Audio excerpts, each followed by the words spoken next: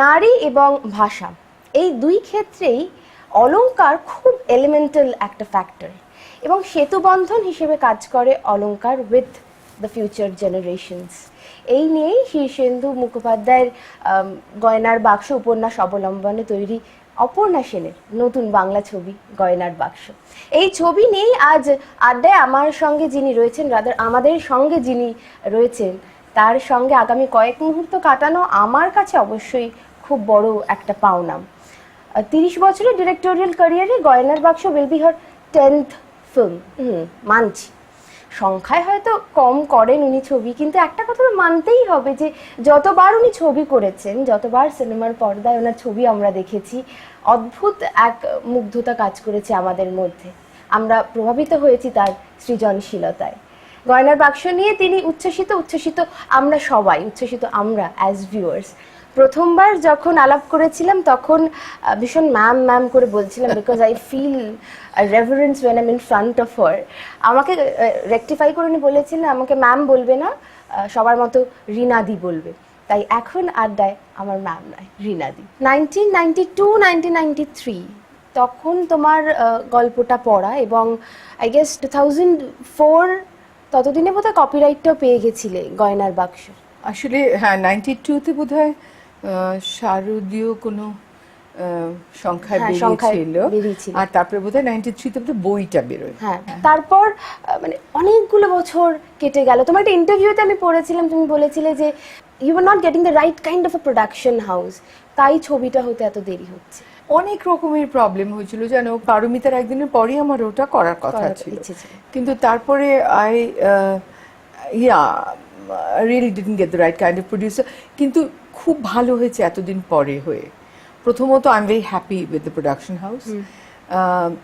দ্বিতীয় হচ্ছে যে এখন যে ধরনের তোমার ডিজিটাল এখন টেকনোলজি বেরিয়ে গেছে, সেটা এই ছবির জন্য খুব জরুরি ছিল।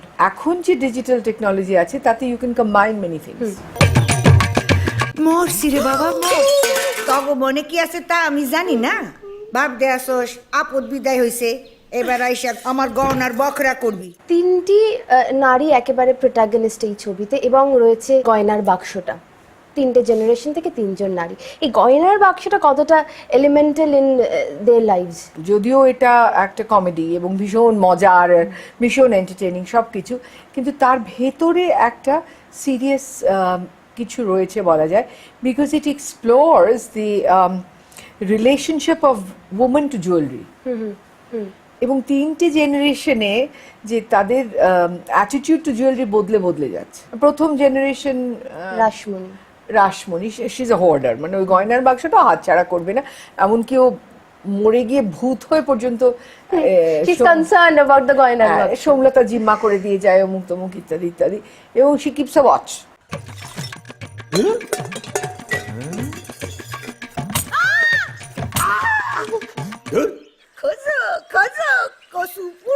সৌমলতা খুব গরিব ঘরের মেয়ে, এসেছে বাড়িতে, ভীষণ বেচারা তোতলা এবং ভীষণ ভীতু, কিন্তু কোথাও একটা ভেতরে she is got a core of still.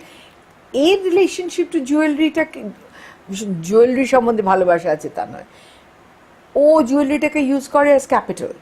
আচ্ছা, একটা ব্যবসা শুরু করার জন্য। তো সেটাতে একটা now you get the woman as entrepreneur. Shantipuri, Farasdanga, Tangail, Ghanekhali, Phulia, Begum Bahar, Bishnupuri, Hazarpuri, Khejur Chara, খড়কেডুরে, পাচাপেড়ে। বাহ, দোকান দিতে নাকবে না। থার্ড জেনারেশন, সে একেবারে মোটামুটি খুব লাক্সারিতে মানুষ হয়েছে সকলের আদরে। চৈতালি মানে বাক্সটা তো গয়নাগুলো চাই না, ভীষণ বিরক্ত, এইসব সেকেলে গয়না ওর ইন্টারেস্ট নেই, কোনো গয়না টয়না পরেই না, কিন্তু ও ওটাকে ইউজ করে একটা মরালি একটা কজের জন্য। মানে ততদিনে একটা দ্য ওম্যান হ্যাজ, মানে এতটাই ইভলিউশন হয়েছে মেয়েদের অবস্থার, যে ততদিনে একটি মেয়ে সে এরকম ভাবে একটা মরাল ডিসিশন নিতে পারে। এবং শুধু যে ওর এভলিউশন হয়েছে তা না, মানে পিসিমা তো এই 3 জেনারেশনের সঙ্গে রয়েছে, ভূত হয়ে রয়েছে। হ্যাঁ, পিসিমার একটা ইভলিউশন। পিসিমা ভীষণ মডার্ন।